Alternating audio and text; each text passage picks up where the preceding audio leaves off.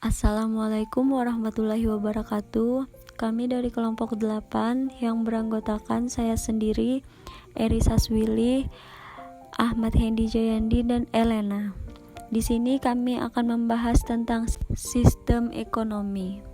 Sistem ekonomi adalah keseluruhan tata cara untuk mengkoordinasikan perilaku masyarakat, produsen, konsumen, pemerintah, dan bank sebagainya, sehingga terbentuk suatu kesatuan yang teratur dan dinamis, serta kekacauan dalam bidang ekonomi dapat dihindari.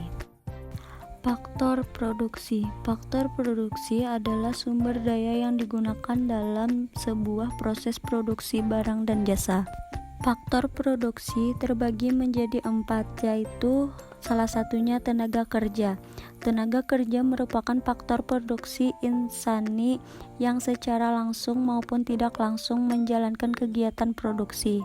2. Modal. Modal adalah barang-barang atau peralatan yang dapat digunakan untuk melakukan proses produksi. 3. Kewirausahaan. Faktor kewirausahaan adalah keahlian atau keterampilan yang digunakan seseorang dalam mengkoordinator faktor-faktor produksi.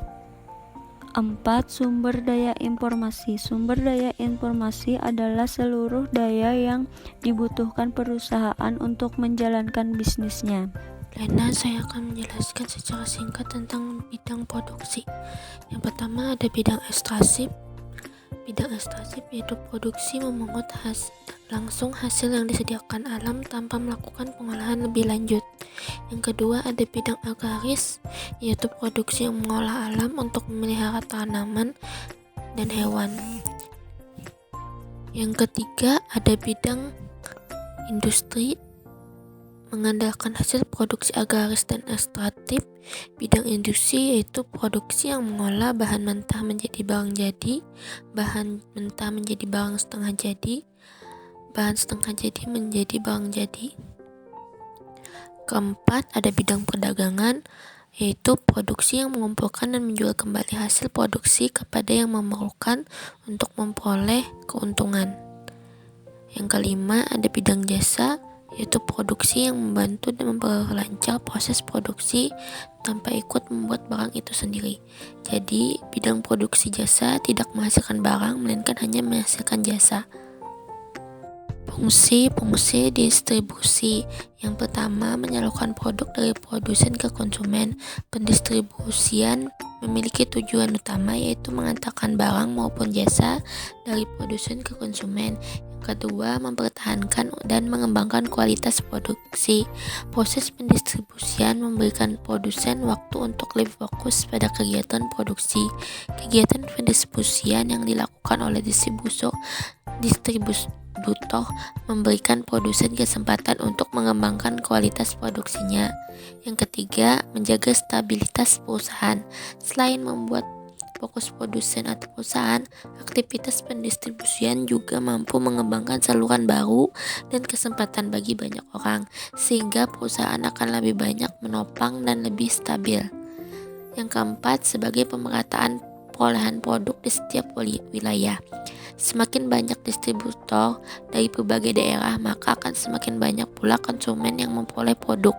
Produk yang diperoleh juga dapat lebih mudah untuk tersebar di berbagai wilayah. Yang kelima, peningkatan nilai barang dan jasa. Melalui kegiatan distribusi, maka akan ada peningkatan nilai suatu produk. Sebagai contoh yang dilakukan pada komoditas cabai yang dijual oleh petani di Kolompogo, Yogyakarta akan meningkat harganya saat dibawa pedagang ke Jakarta. Distribusi.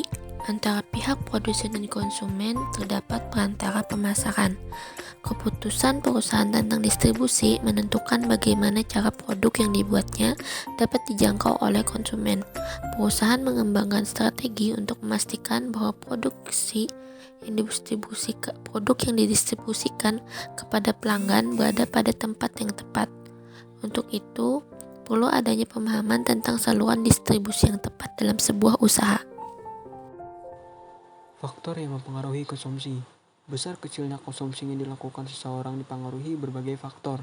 Faktor-faktor tersebut secara umum dikelompokkan menjadi 2, yaitu faktor ekonomi dan non-ekonomi. 4 faktor ekonomi. Yang pertama, pendapatan. Besar kecilnya pendapatan yang diterima seseorang akan mempengaruhi tingkat konsumsi. Misalnya, konsumsi orang yang berpendapatan tinggi akan berbeda dengan orang yang berpendapatan rendah. Pendapatan memiliki pengaruh positif terhadap konsumsi. Artinya, semakin besar pendapatan seseorang, semakin tinggi kecenderungan orang melakukan konsumsi. Yang kedua, perkiraan harga. Perkiraan terjadinya perubahan pada harga barang atau jasa turut mempengaruhi konsumsi seseorang.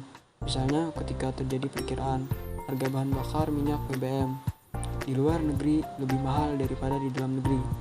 Yang ketiga, iklan. Iklan di media cetak maupun elektronik turut mempengaruhi besar kecilnya konsumsi seseorang. Iklan merupakan alat yang ampuh bagi produsen untuk mempengaruhi konsumen agar menggunakan dan membeli barang atau jasa yang dihasilkan. Yang keempat, harga barang yang bersangkutan.